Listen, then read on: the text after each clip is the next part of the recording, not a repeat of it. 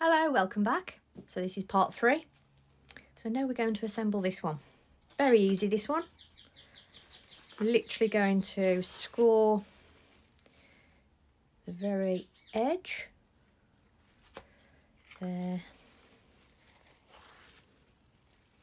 and there. And now add slip to both edges.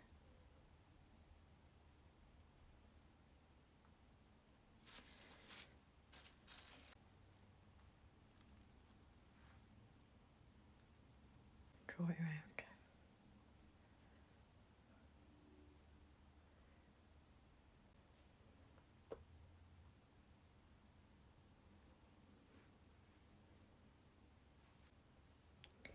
Stand it up like that. And there we go. So I've turned it over. You can see the shape better there. So we've just got to leave the slip to thicken up and then we can blend in that join. So let's jump on to the next part. So this is the next part we're going to work on. Same again. Serrated kidney or tool of choice.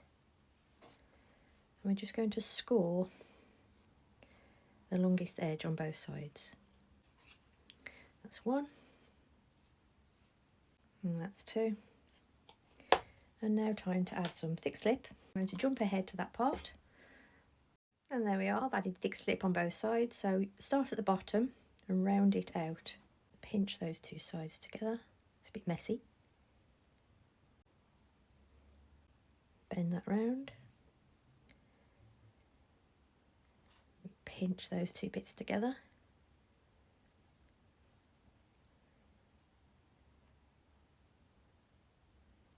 As you go.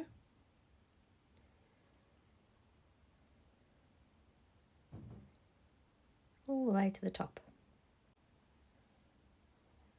There we are. Let's jump on to the next part. Leave this to dry out and let's look at the first part we made. This is what you should have. This is 1/2 of the largest part of the template that we've assembled. So as you can see, the clay slip has now firmed up so that when you touch it, it doesn't transfer onto your finger. So now we can blend in those joins on the inside. So let's jump ahead and do that. So I'm just going to use a wooden sculpture tool. You can use your finger if you want to. Just carefully blend in that join.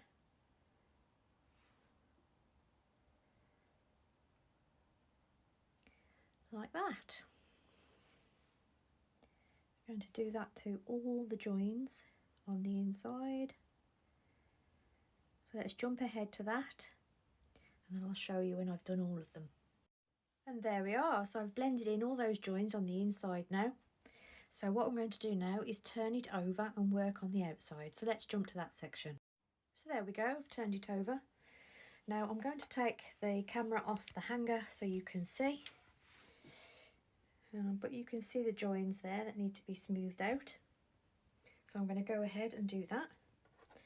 And literally just by drawing up with my sculpture tool on the outside until the join is blended in. Like so. So I'm going to jump ahead and do all the joins. So there you go. I've blended in all those darts. So now I'm going to do the other side. So I'm going to turn this around so I can see the other end. And then I'm going to blend in the same way as I did before.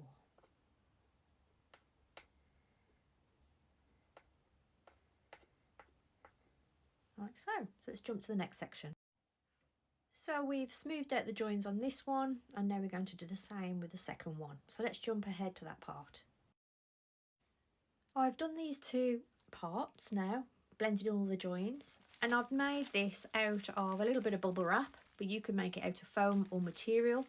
So I've just rolled both ends and then secured them with tape. So it looks like that. And all that does is stops the parts from having a flat bottom.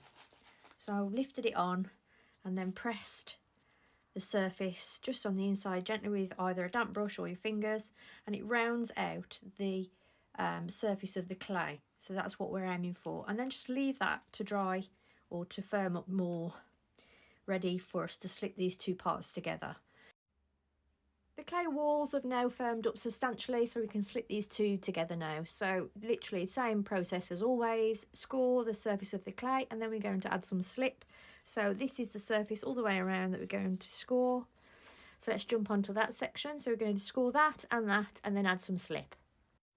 Scored those areas as I mentioned before, and now it's time to add the thick slip. We want to add it onto both sides, not just one. And it's really important for this size of template part to have really thick slip added to the join, because we can't blend in this join on the inside once we slip these two pieces together, because it'll be a closed form. Okay, so I'm going to jump ahead to that. And there we are, I've added clay slip all the way around, so now it's time to add. So I've got mine positioned here. I'm going to carefully turn this section over and then add it on.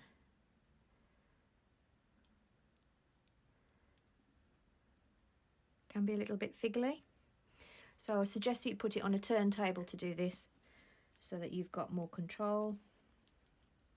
And then make sure the clay walls are lining up before you press down. So I'll take the camera out of the hanger so you can see. So that's what we're aiming for. So I'm going to jump ahead and do my adjustments, and then I'll show you me blending the join together. There you can see I've lined up the clay walls, and I've just put some pressure from the top just to press those two joins together all the way along. So now I'm going to leave that clay slip to firm up, and I'm going to fill in any gaps that I find with some more slip, and then I'm going to put that to one side and we'll work on the next section. So this is the next section. We've put the other piece to one side to firm up, let that clay slip firm up so it doesn't transfer onto the finger, then you know it's ready to blend in. So we've left this one overnight, and this one has firmed up, and as you can see there's quite a few joins to fill in. So I'm going to go ahead and do that on these two pieces, inside and out. So I've got to blend in these joins, and then we're going to slip these two pieces together. So like we've done before, go ahead and fill all those bits in. So I'll jump to the next section. So there we are, I've blended in those joins as you can see, and now I'm going to work on the inside. I'm going to use my sculpture tool, same as I did on the other piece, and just blend that join in. Now you mustn't do this if the clay slip transfers onto your finger, it means it's not ready. So as long as you can touch the clay slip and it doesn't transfer, then it's ready to manipulate further by blending in the joins. So I'm going to go ahead and jump to the next section. So there we are, I've blended in all those joins, especially paying attention to this small area here. So let's jump onto this one. Now as you can see, the gaps are quite significant on this one. They're joined on the inside, but on the outside they're not. So if you're feeling worried about that, you can add some extra thick slip before you draw these sections together with your sculpture tool and fill in any gaps. So I'm going to jump ahead and fill in all these. So I smoothed out the outside, and now it's time to work on the inside, same as before. Smooth that slip either side. And then you may have to go around the outside again after you've done this, because sometimes it opens up the joins just slightly on the outside. So just double check. So let's jump ahead and do all that. So there we are, I've blended all that in now. And when you do, as you can see, the joins might open a little bit on the outside. So go ahead and blend those back in before we leave it to one side to firm up. But also, can you see I've rounded off that bottom, because when we rest it on a surface, it does tend to go flat. So I've made another one of these, or you can hold it in your hand and then just sort of press down just to get rid of that flat bottom. Do that for both halves, and then we'll jump on to the next section. And there we are, so that's those two parts ready, and as you can see they're nicely rounded, and I've turned them back over so they don't lose their shape.